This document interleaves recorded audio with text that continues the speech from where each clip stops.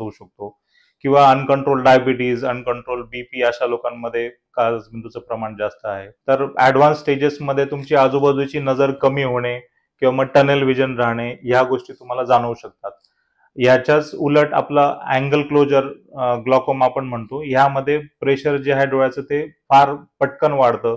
त्यामुळे डोळ्याला सूज येणे, डोळे लाल होणे किंवा मग लाईटच्या अवतीभोवती वर्तुळ दिसणे, मळमळ होणे, उलटी होणे, डोकं दुखणे, ह्या गोष्टी तुम्हाला हे लक्षण तुम्हाला जाणवतात आणि हा काचबिंदू लवकर लक्षात येतो. सर नमस्कार, माझे नाव अभिषेक अनिल पगारे आहे. माझा प्रश्न असा आहे की काचबिंदूचे निदान कसे करतात व त्यावर कुठली उपचार पद्धती आहे? अभिषेक, हा छान प्रश्न होता. तर काचबिंदूचे निदान करण्यासाठी आपल्याला एक सर्वांगीण तपासणी म्हणजे comprehensive I checkup eye specialist कडनं करून घेणं गरजेचं आहे, ज्याच्यामध्ये आपण व्हिज्युअल ॲक्युटी टेस्टिंग म्हणजे नजरेचं अचूक मापन आपण ते करतो. काचबिंदूच्या ज्या काही तपासण्या आहेत त्यापैकी आपली डोळ्याचं प्रेशर म्हणजे ॲप्लनेशन टोनोमेट्री करणे, डोळ्याचं अचूक मापन करून आपण डोळ्याचा दाब किती आहे ते चेक करू शकतो.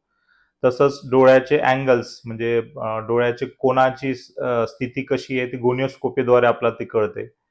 पॅकीमेट्री म्हणजे बुबुळाची पातळी आपण ती चेक करतो. ज्या व्यक्तींमध्ये बुबुळ अगदी पातळ असतं त्यामध्ये काचबिंदू होण्याचा धोका जास्त असतो.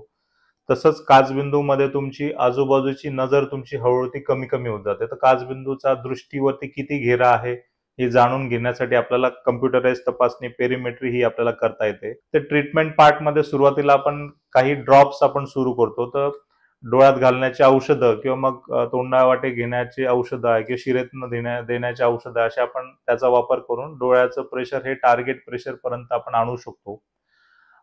पुढचं म्हणजे लेझर करून आपण लेझर ट्रॅबेक्युलोप्लास्टी किंवा लेझर आयरिडोटॉमी करून आपण डोळ्याचं प्रेशर कंट्रोल करण्यासाठी लेझर करून आपण डोळ्याची जी कोणाचा भाग आहे तो अरुंद भाग तो आपण रुंद करू शकतो. तसंच तिसरी प्रक्रिया म्हणजे आपण डोळ्याची सर्जरी ट्रॅबेक्युलेक्टॉमी आपण म्हणतो ती आपण करू शकतो, की ड्रॉप्स टाकून आपण प्रेशर जर आपलं कंट्रोल नाही झालं तर आपल्याला काचबिंदू सर्जरीकडे आपल्याला जाता येतं. काचबिंदू सर्जरीमध्ये आपण डोळ्याच्या वरच्या पांढऱ्या भागातनं आपण डोळ्याचं पाणी बाहेर पडण्यासाठी एक छोटीशी आपण एक जागा तयार करतो, ज्याला आपण फिल्टर म्हणतो. ते त्या जागेद्वारे डोळ्याला लागणारं पाणी डोळ्याच्या आतमध्ये राहिलं आणि एक्स्ट्राचं पाणी डोळ्याच्या बाहेर त्वचेच्या खाली ते जिरलं जातं. या सर्जरीला आपण फिल्ट्रेशन सर्जरी किंवा ट्रॅबेक्युलेक्टॉमी असं म्हणतो. अनेक लोकांमध्ये हे गैरसमज आहे की काचबिंदू आहे म्हटलं म्हणजे आपल्याला नजर ती गमवावी लागते, तर असं नाहीये.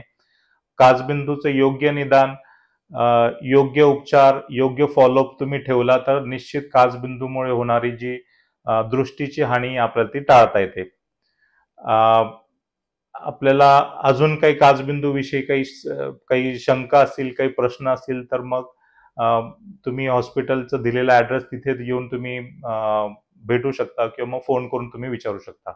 धन्यवाद.